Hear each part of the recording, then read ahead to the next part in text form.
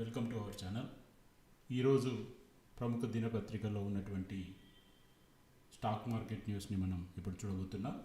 So మొదటిగా చూసుకుంటే Bajaj finance ఒక షేర్కి 4 బోనస్ షేర్లు, ఒక షేర్కి ₹44 డివిడెండ్ ప్రకటించిన బజాజ్ ఫైనాన్స్ లిమిటెడ్.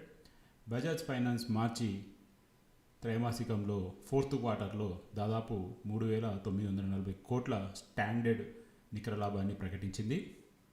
గత సంవత్సరం ఇదే కాలానికి ఇదే Q4లో 3,402 కోట్ల నికర లాభం ఉంటే ప్రస్తుతం 3,940 కోట్లు, అంటే దాదాపు 16% గ్రోత్ రేటు వీళ్ళు చూపెడుతున్నారు.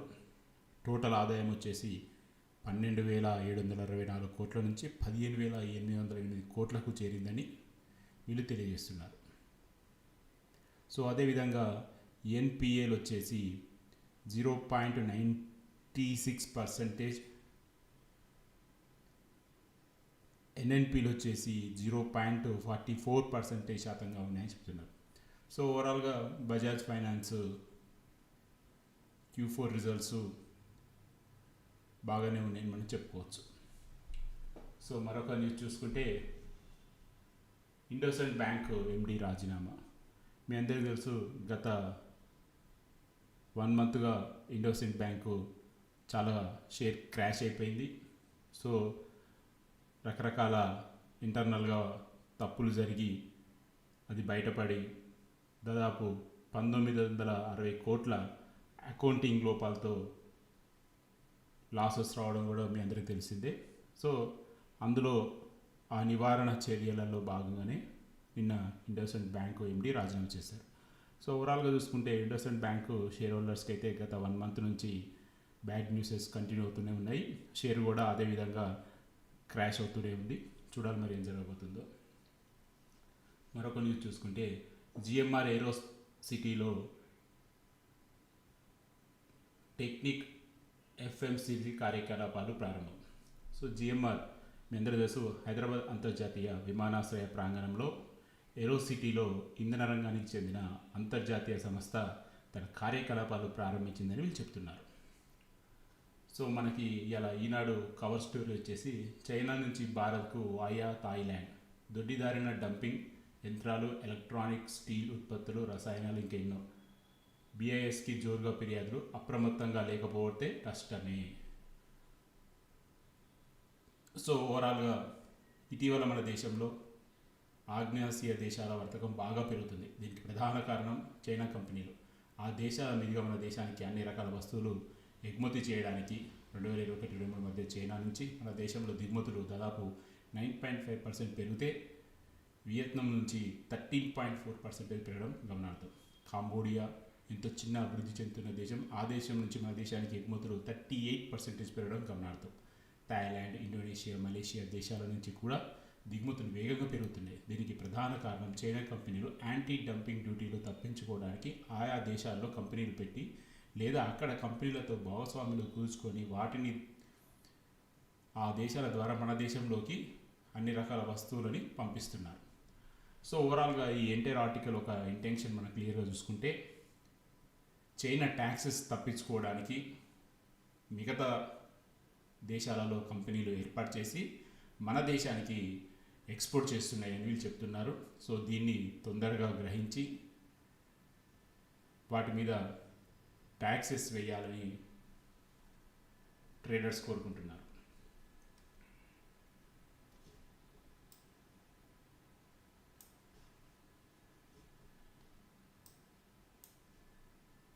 సో టాటా ఏజ్ నుంచి మెడికేర్ సెలెక్టివ్, తెలుగు రాష్ట్రాలలో ఆరోగ్య బీమా పాలసీల విస్తృతి పెరుగుతుందని టాటా ఏఏజీ జనరల్ ఇన్సూరెన్స్ వెల్లడించింది. దేశవ్యాప్తంగా ఆరోగ్య బీమా తీసుకుంటున్న వారి సంఖ్య 5% అయితే తెలంగాణలో ఇప్పటికే ఇది 3.5% ఉందని, ఈ రాష్ట్రంలో ఇప్పటికే 82,000 మంది పైగా పాలసీదారులు టాటా ఏఏజీ బీమా రక్షణ అందిస్తుందని తెలియజేస్తున్నారు. గత ఆర్థిక సంవత్సరంలో తెలంగాణలో 81%, ఏపీలో 68% క్యాష్లెస్ ట్రీట్మెంట్ క్లెయిమ్స్ తీసుకున్నారని తెలిపారు. 37 ఏళ్ల వ్యక్తి జీవిత భాగస్వామి, ఒక అమ్మాయి అబ్బాయి కలిపి 10 లక్షలకు ఈ పాలసీ తీసుకుంటే హైదరాబాద్లో 16,000 రూపాయలు ప్రీమియం అవుతుందని, మిగతా రాష్ట్రాల్లో 14,000 రూపాయలు అవుతుందని చెప్తున్నారు. సో ఓవరాల్గా ఒక 10 lakhs హెల్త్ ఇన్సూరెన్స్ ముగ్గురున్న కుటుంబ సభ్యులు తీసుకుంటే 16,000 అవుతుందని వీళ్ళు తెలియజేస్తున్నారు. అదేవిధంగా ఆజాద్ ఇంజనీరింగ్లో లీన్ మ్యానుఫ్యాక్చరింగ్ ఇంజనీరింగ్ ఉత్పత్తుల సంస్థ ఆజాద్ ఇంజనీరింగ్ కొత్తగా లీన్ మ్యానుఫ్యాక్చరింగ్ సదుపాయాన్ని ప్రారంభించినట్టుగా వీళ్ళు తెలియజేస్తున్నారు. అది కూడా హైదరాబాద్లో. సో మరొక ఇంపార్టెంట్ న్యూస్ చూసుకుంటే 24% లాభం తగ్గిన బీపీసీఎల్. మీ అందరికీ తెలుసు బీపీసీఎల్ అంటే భారత్ పెట్రోలియం కార్పొరేషన్ లిమిటెడ్. Q4లో దాదాపు 3,214 కోట్లు నికర లాభం వచ్చినట్టు వీళ్ళు ప్రకటించారు. గత సంవత్సరం ఇదే Q4లో 4,224 కోట్లు, అంటే దాదాపు 24% లాభాన్ని వీళ్ళు కోల్పోయారు. సో వీళ్ళు ఎందుకు ఈ Q4లో నష్టాలు వచ్చినాయంటే కంపెనీ ఏం చెప్తుందంటే వ్యాయం కంటే తక్కువకి వంట గ్యాస్ని వీళ్ళు విక్రయిస్తుండడం వల్ల ఇందుకు లాస్ వచ్చింది అంటున్నారు. అంటే వీళ్ళు కొన్న ధర కంటే ఇచ్చిన ధర తక్కువ అని, అందువల్లనే నష్టాలు వచ్చినట్టుగా వీళ్ళు తెలియజేస్తున్నారు.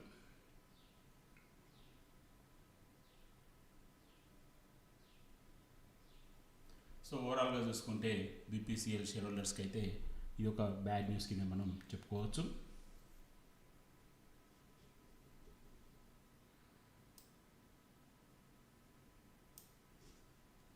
అదేవిధంగా మనం అంబుజా సిమెంటు Q4 రిజల్ట్స్ కూడా ఇక్కడ ఇచ్చారు. అంబుజా సిమెంట్స్ 1,282 కోట్ల ఆదాయం వీళ్ళు ఈ Q4లో సంపాదించినట్టుగా చెప్తున్నారు. గత సంవత్సరం ఇదే Q4లో 9,802 కోట్లు ఉంటే ప్రస్తుతం 1,282 కోట్లని చెప్తున్నారు. దాదాపు 18% గ్రోత్ రేట్ వీళ్ళు చూపెడుతున్నారు. అదేవిధంగా 118 మెట్రిక్ టన్నుల వార్షిక సామర్థ్యం వీళ్ళు టార్గెట్గా పెట్టుకున్నారని తెలియజేస్తున్నారు. ప్రస్తుతం 100 మిలియన్ టన్నులు వీళ్ళు ప్రొడక్షన్ చేస్తున్నారని కూడా వీళ్ళు చెప్తున్నారు. సో ఓవరాల్గా అంబుజా సిమెంట్ షేర్ హోల్డర్స్కి అయితే Q4 రిజల్ట్స్ అనేది ఖచ్చితంగా ఫేవరబుల్ అని మనం చెప్పుకోవచ్చు. అదేవిధంగా ఐపీఓకి Canara bank HSBC life insurance. So Canara bank నుంచి అంటే Canara bank HSBC life insurance కంబైన్డ్గా కలిపి ఐపీఓకి వచ్చేందుకు సెబీ పర్మిషన్ ఇచ్చినట్టుగా మీకు తెలియజేస్తున్నారు. దాదాపు 23.75 కోట్ల ఈక్విటీ షేర్లని ప్రమోటర్లు పెట్టుబడిదారులు విక్రయి అమ్మనున్నారని వీళ్ళు తెలియజేస్తున్నారు. దాదాపు ఈ యొక్క దాని లోపల కెనరా బ్యాంకుకు 13.77 కోట్లు, అదేవిధంగా HSBC ఇన్సూరెన్స్కి 47.5 లక్షల కోట్ల షేర్లు, అదేవిధంగా పంజాబ్ నేషనల్ బ్యాంక్కి 9.5 కోట్ల ఈక్విటీ షేర్లు కలిగి ఉన్నాయి.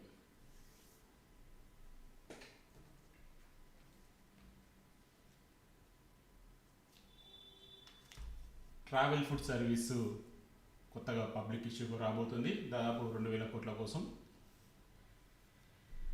Bharat Malaysia quick service restaurant lounge business నిర్వహిస్తున్నటువంటి ట్రావెల్ ఫుడ్ సర్వీస్ 2,000 కోట్ల పబ్లిక్ ఇష్యూకి ప్రతిపాదనని సెబీ ఆమోదించింది. దాదాపు 14 విమానాశ్రయాల్లో వీళ్ళ సర్వీసు ప్రస్తుతం అందుబాటులో ఉంది. సో ఇండియన్ మార్కెట్లోకి మరో కొత్త ఐపీఓ త్వరలో రాబోతుంది.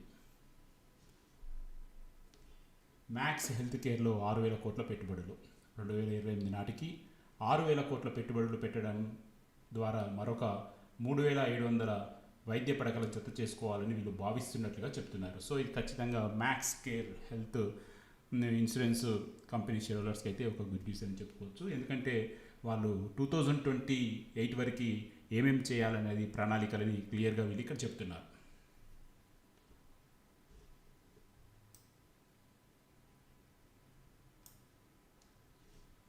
సో ఓవరాల్గా నిన్న మార్కెట్లో ఏం జరిగిందన్నది ఇప్పుడు మనం చూడబోతున్నాం. ఒడిదుడుకుల్లో స్వల్ప లాభాలు.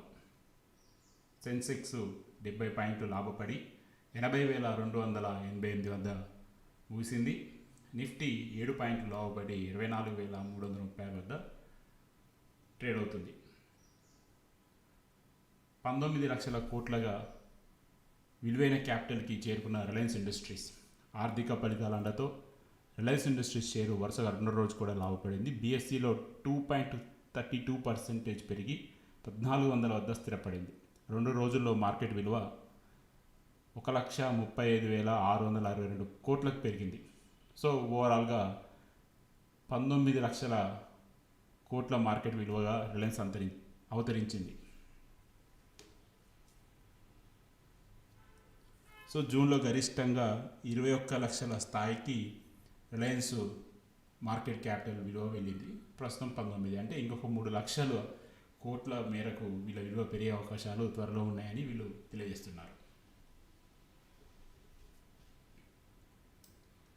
సో మరొక న్యూస్ పేపర్ ఆర్టికల్ కూడా మనం చూద్దాం.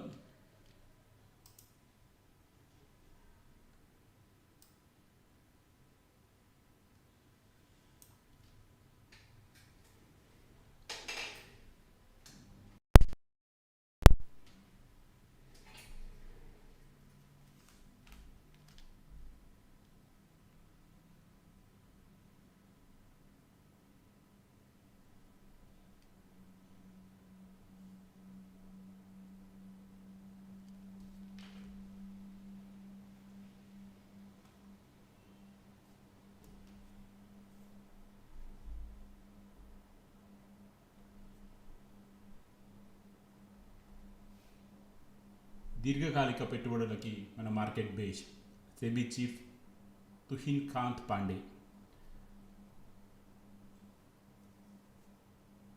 సో అంతర్జాతీయంగా కొన్ని ఆటుపోట్లు ఉన్నా భారత స్టాక్ మార్కెట్ బాగానే ఉందని చెప్పేసి సెబీ చైర్మన్ తెలియజేస్తున్నారు. అదేవిధంగా F&O ట్రేడింగ్కి దూరంగా ఉండి లాంగ్ టర్మ్ కోసం ఇన్వెస్ట్మెంట్ చేస్తే మార్కెట్ చాలా మంచి రిటర్న్స్ ఎక్స్పెక్ట్ చేయొచ్చని వీళ్ళు తెలియజేస్తున్నారు. సో అదేవిధంగా మనం ఈ పేపర్లో గతంలో మాట్లాడుకున్న న్యూస్ కాకుండా కొత్తగా ఏది కవర్ అయిందో దాన్ని మనం ఇక్కడ కవర్ చేద్దాం. సో ఇది కొత్త న్యూస్ ఇక్కడ మనం కవర్ చేస్తాం. ఇండోసెంట్ బ్యాంకు ఎండి రాజీనామా మనం ఇంతకుముందే చూస్తాం కాబట్టి మళ్ళీ ఈ న్యూస్ అవసరం లేదు. మీ అందరికీ తెలిసిందే ఐపీఓకి కెనరా HSBC లైఫ్ ఇన్సూరెన్స్ రాబోతుందని, ఇది కూడా మనం గతంలో చదివాం. ఆదాజ్ ఇంజనీరింగ్ కొత్త యూనిట్, ఇది కూడా చూసాం. స్వల్ప లాభం BPCL ఆల్రెడీ మనం మాట్లాడుకున్న న్యూసే. టాటా AIG, బజాజ్ ఫైనాన్స్ గురించి కూడా మనం మాట్లాడుకున్నాం. ఎవరైతే బజాజ్ ఫైనాన్స్లో ఒక్క షేర్ కలిగి ఉంటారో వాళ్ళకి 4 షేర్లు రాబోతున్నాయి. సో ఓవరాల్గా మీ యొక్క షేర్ ప్రైస్ మారదు, షేర్ క్యాపిటల్ మారదు, షేర్ ఫేస్ వాల్యూ మారదు. జస్ట్ ఆ స్టాక్స్ అనేది స్పిల్ట్ అయిపోయి మీ దగ్గర ఉన్న షేర్స్ క్వాంటిటీ పెరుగుతుంది. సో అదే ఇక్కడ మనకు క్లియర్ కనబడుతుంది.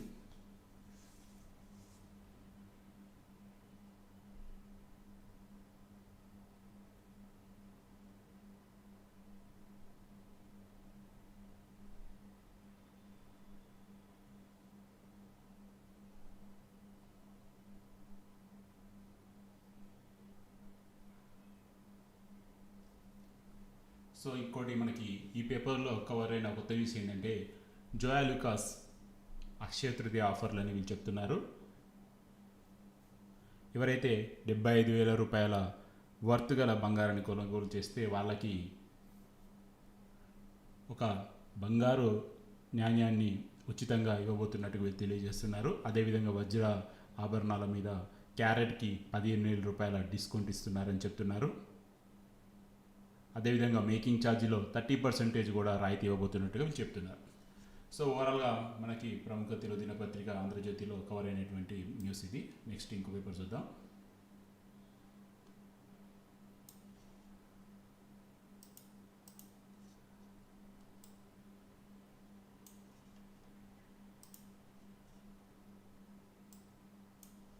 టాటా AIG కొత్త policy Medicare select.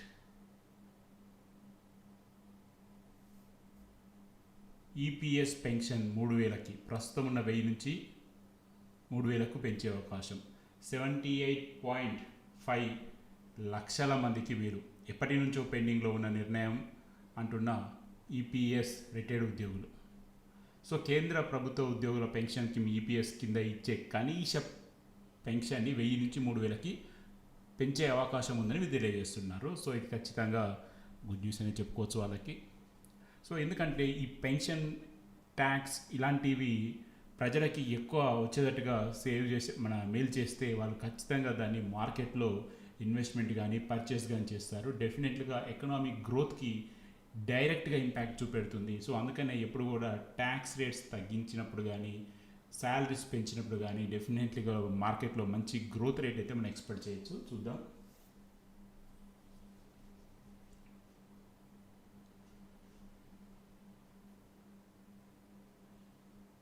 Bajaj aliens నుంచి climate safe insurance company Bajaj alien general climate safe పేరుతో ఒక కొత్త ప్రోడక్ట్ని తీసుకొచ్చింది. ఈ ప్రత్యేకమైన పాలసీ వాతావరణ మార్పుల వల్ల సంభవించే నష్టాలకి పరిహారం చెల్లిస్తుంది. వరదలు, తుఫాన్లు, అధిక వర్షాలు వంటి సమయంలో వాటిని క్లైమ్ చేసుకోవడానికి ఈ పాలసీ ఉపయోగపడుతుందని తెలియజేస్తున్నారు. సో ఇది ఖచ్చితంగా ఒక మంచి పాలసీ అని మనం చెప్పుకోవచ్చు. చూద్దాం మరి ఈ పాలసీ ఎంతవరకు సక్సెస్ అవుతుందో. ₹1000 ధర పెరిగిన బంగారం, దాదాపు 3500 పెరిగిన వెండి ధర. మీ అందరికీ తెలుసు, డొనాల్డ్ ట్రంప్ యుఎస్ ప్రెసిడెంట్గా రెండోసారి ఛార్జ్ తీసుకున్న కాడి నుంచి బంగారం విపరీతమైన ఒత్తిడికి లోనవుతుంది. ప్రస్తుతం ఆల్మోస్ట్ 98,400 వద్ద ట్రేడ్ అవుతుంది 24 క్యారెట్ల బంగారం.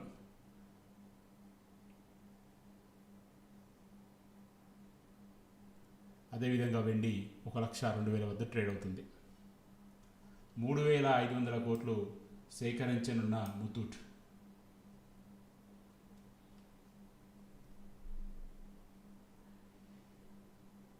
నాన్ కన్వర్టబుల్ డిబెంచర్ బాండ్ల ద్వారా 3,500 కోట్లు సేకరించినట్లు చెప్తున్నారు. దాని ఫేస్ వాల్యూ ₹1,000 అని చెప్తున్నారు. వడ్డీ రేట్ వచ్చేసి 9 to 10% ఉంటుందని చెప్తున్నారు. అదేవిధంగా మే 13 నుంచి ప్రజలకు అందుబాటులోకి రానుందంట ఈ non convertible debenture band. So ఇది ఖచ్చితంగా కంపెనీకి అయితే ఒక గుడ్ న్యూస్ అని మనం చెప్పుకోవచ్చు.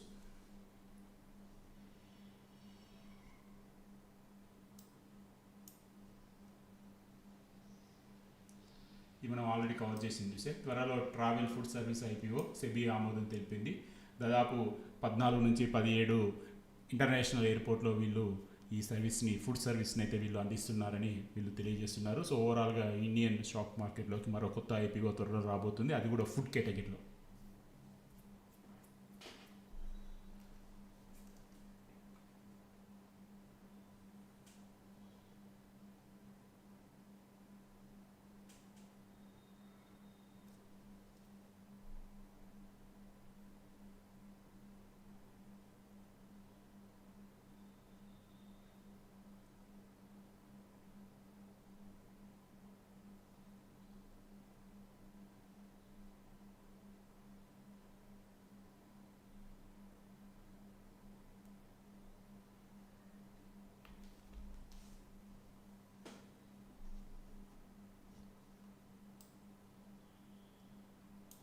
బీపీసీఎల్ లాభం 3,214 కోట్లు, ఒక్క షేర్కి ₹5 చొప్పున డివిడెండ్ ప్రకటించింది. సో మీ అందరికీ తెలుసు, మనం ఇంతకుముందు పేపర్లో కూడా కవర్ చేసాం ఈ న్యూస్ని. భారత్ పెట్రోలియం కార్పొరేషన్ దాదాపుగా 24% మేరకి వాళ్ళ ఒక ఆదాయం తగ్గింది. బట్ అదే సమయంలో ఒక షేర్కి ₹5 చొప్పున డివిడెండ్ కూడా వీళ్ళు ప్రకటించారు. ఇది ఖచ్చితంగా షేర్ హోల్డర్స్కి అయితే గుడ్ న్యూస్ అని చెప్పుకోవచ్చు. బట్ ఓవరాల్గా Q4 రిజల్ట్స్ అనేది అంచనాలను నిరాశపరిచిందని మనం చెప్పుకోవచ్చు. ఎందుకంటే దాదాపు 24% మేరకి వాళ్ళు లాస్ చూపెట్టారు.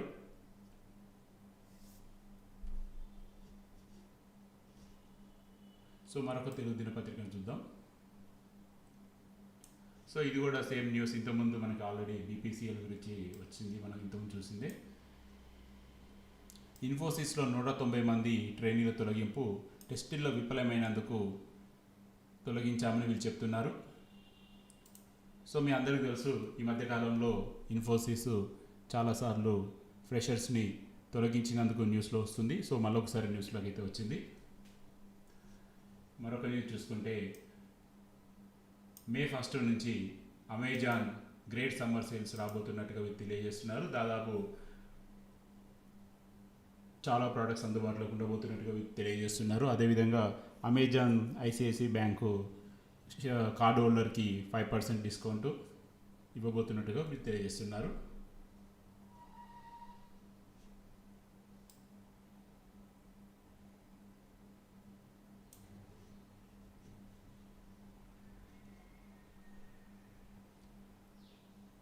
రెస్పిటరీ డ్రగ్ కోసం రెడ్డిస్ సఫోసి భాగస్వామ్యం.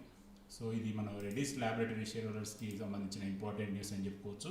ఎందుకంటే హైదరాబాద్ చెందిన ఔషధ సంస్థ డాక్టర్ రెడ్డిస్ ల్యాబొరేటరీ దేశంలోనే బోఫోర్టరిస్ అనే నావెల్ డ్రగ్ ప్రవేశపెట్టడానికి సఫోసిస్ హెల్త్ కేర్ ఇండియా తోటి వీళ్ళు భాగస్వామ్యం చేసుకున్నట్టుగా చెప్తున్నారు. ఖచ్చితంగా ఇది డాక్టర్ రెడ్డిస్ షేర్ హోల్డర్స్కి అయితే ఒక గుడ్ న్యూస్ అని చెప్పుకోవచ్చు. ఎందుకంటే ఒక కొత్త ప్రోడక్ట్ని వీళ్ళు మార్కెట్లోకి తీసుకురాబోతున్నారు.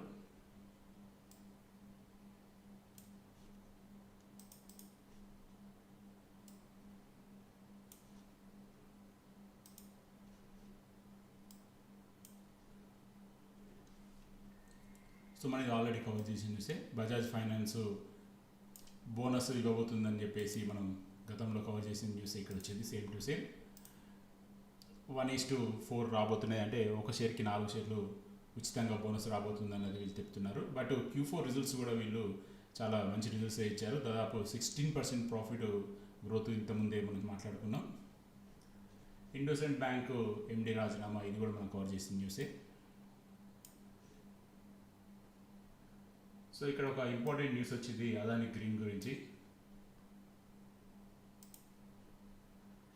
సౌర విద్యుత్ కాంట్రాక్టులు దక్కించుకునే విషయంలో తాము ఎలాంటి అవకతవకలకు పాల్పడలేదంటూ స్వతంత్ర దర్యాప్తులోనే తేలిందని అదాని గ్రీన్ వెల్లడించింది. సో ఎప్పటి నుంచో అదాని గ్రూప్స్ మీద ఉన్నటువంటి అలిగేషన్స్ని వీళ్ళు తప్పని కూడా చెప్తున్నారు. అదేవిధంగా స్వతంత్ర దర్యాప్తులో కూడా మేము ఎటువంటి తప్పు చేయలేదని రిపోర్ట్స్ ఇచ్చాయని కూడా వీళ్ళు చెప్తున్నారు. ఖచ్చితంగా ఇది అదాని గ్రీన్ షేర్ హోల్డర్స్కి అయితే ఒక గుడ్ న్యూస్ అని చెప్పుకోవచ్చు. ఎందుకంటే కంపెనీ మీద ఉన్నటువంటి అలిగేషన్స్ మీద వాళ్ళకు క్లారిటీ ఇవ్వడం అనేది ఖచ్చితంగా గుడ్ న్యూస్ అని చెప్పొచ్చు.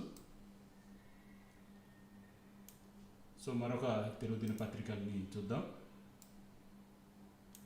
మళ్ళీ IPOల సందడి. ప్రాస్పెక్టస్ దాఖలు చేసిన మరో 4 సంస్థలు లిస్టులో అర్బన్ కంపెనీ, కెనరా రోబోకో, దాదాపు 1700 కోట్లు సమీకరణలో ప్రెస్టేజ్ హాస్పిటల్స్.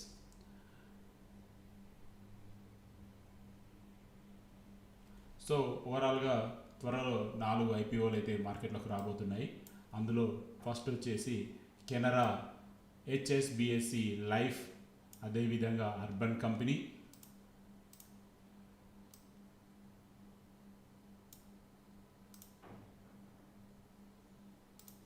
అదేవిధంగా OFSగా కెనరా రోబోకో, అదేవిధంగా ప్రెస్టేజ్ హాస్పిటల్స్, అదేవిధంగా ట్రావెల్ ఫుడ్. సో ఈ 5 కంపెనీలు అయితే అతి త్వరలో IPOకి రాబోతున్నట్టుగా తెలియజేస్తున్నారు. సెబీ కూడా వీళ్ళన్నిటికి కూడా పర్మిషన్స్ ఇచ్చినట్టు కూడా మార్కెట్ వర్గాలకి తెలియజేస్తున్నారు. సో చూడాలి మరి మరొకసారి IPO మార్కెట్ కలకలలాడబోతుంది. సో BPCL లాభం నెలవైపు చూపు, ఇది మనం ఆల్రెడీ మాట్లాడుకునే న్యూసే. మళ్ళీ వీళ్ళు కూడా ఇక్కడ సేమ్ న్యూస్ కవర్ చేశారు. సో అంబుజా సిమెంట్ లాభం ఓకే, Q4లో దాదాపు 1282 కోట్లు. సో గత ఏడాది Q4లో 1524 కోట్లు ఉంటే ప్రస్తుతం 1282 కోట్లు, అంటే దాదాపు 15% మేరకు వీళ్ళ లాభాలు అయితే తగ్గాయి. బట్ ఓవరాల్గా చూసుకుంటే ఇది నెగిటివ్ రిజల్ట్ అనే మనం చెప్పుకోవచ్చు అంబుజా షేర్ హోల్డర్స్కి అయితే.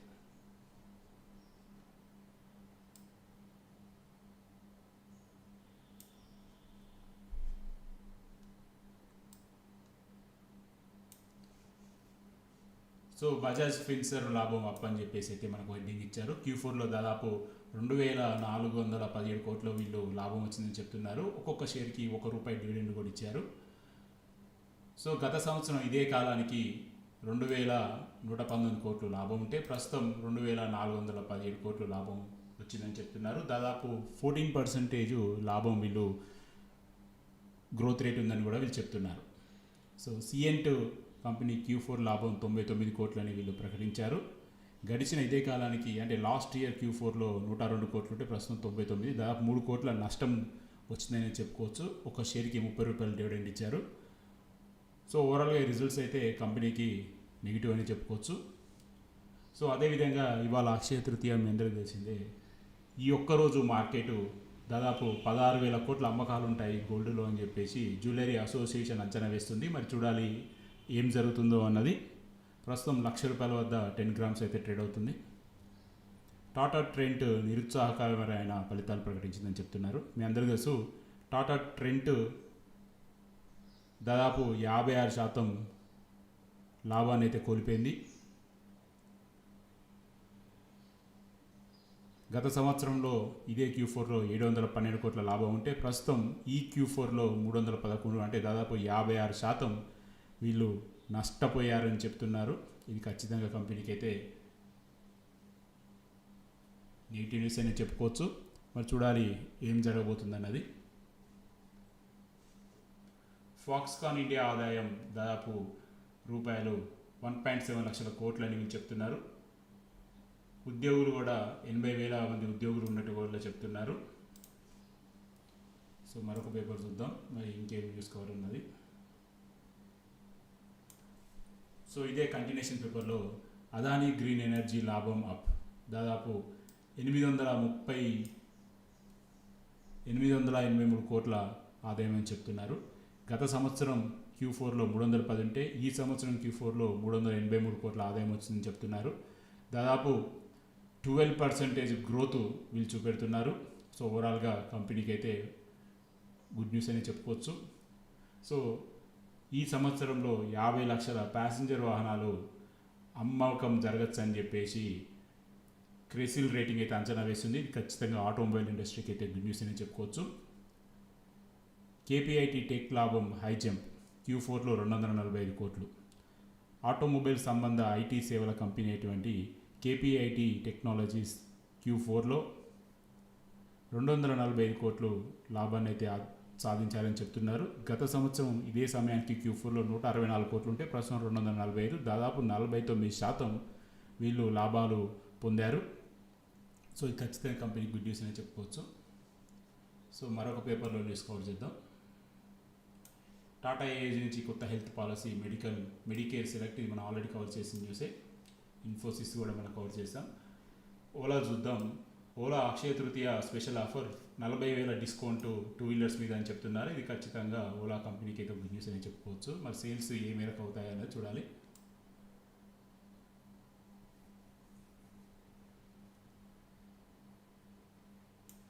యూటీఐ నుంచి కొత్త ఫండ్ ఆఫర్ అయితే ప్రకటించాలని చెప్తున్నారు.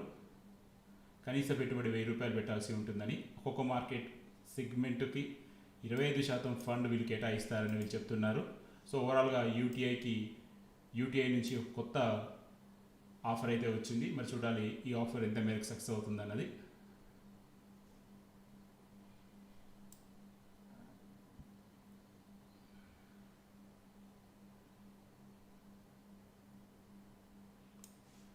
పసిడి నిల్వల్లో యుఎస్ టాప్.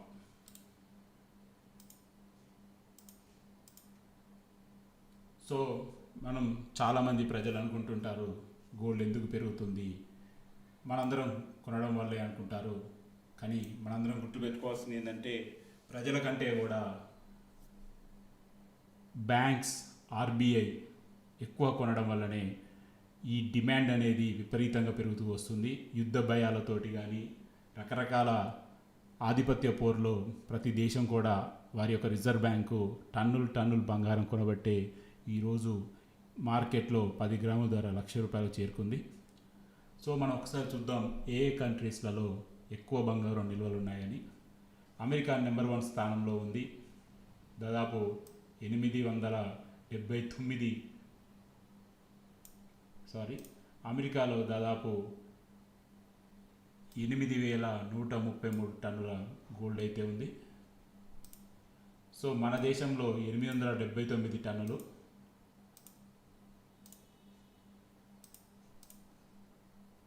సో ఫస్ట్ అమెరికాలో ఉంది, తర్వాత జర్మనీ, తర్వాత ఇటలీ, తర్వాత ఫ్రాన్స్, తర్వాత చైనా, తర్వాత స్విట్జర్లాండ్. ఇవన్నీ కూడా 1000 టన్నుల్లోనే ఉన్నాయి ఈ దగ్గర. మొత్తం టాప్ 10లో భారత స్థానం 7వ స్థానం నుండి 879 టన్నుల గోల్డ్ అయితే ఉంది. మన ఆర్బీఐ వద్ద ప్రస్తుతం 8,79,000 కేజీల బంగారాన్ని అయితే రిజర్వ్లో పెట్టేసి ఉంచారు. సో చూడాలి మరి రానున్న రోజుల్లో మనం గోల్డ్ ఎంత పెంచుకుంటారు రిజర్వ్, అదేవిధంగా గోల్డ్ రేట్ ఎంత తగ్గబోతుందో పెరగబోతుందో అన్నది. సో మరొక న్యూస్ చూసుకుంటే ఆటో విడి భాగాలకి టారిఫ్ల సెగ.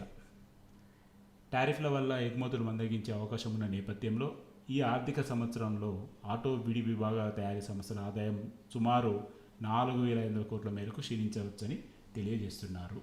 సో మీ అందరికీ తెలుసు, అమెరికా విధించినటువంటి ట్యాక్సెస్ వల్ల దాదాపు మన ఆటోమొబైల్ ఇండస్ట్రీ 4,500 కోట్లు నష్టపోతారని. సో దానివల్ల రానున్న రోజుల్లో ఈ రంగం షేర్లు చాలా నష్టాలని ఎక్స్పెక్ట్ చేయొచ్చని చెప్తున్నారు. మరి చూడాలి ఏం జరగబోతుంది అన్నది.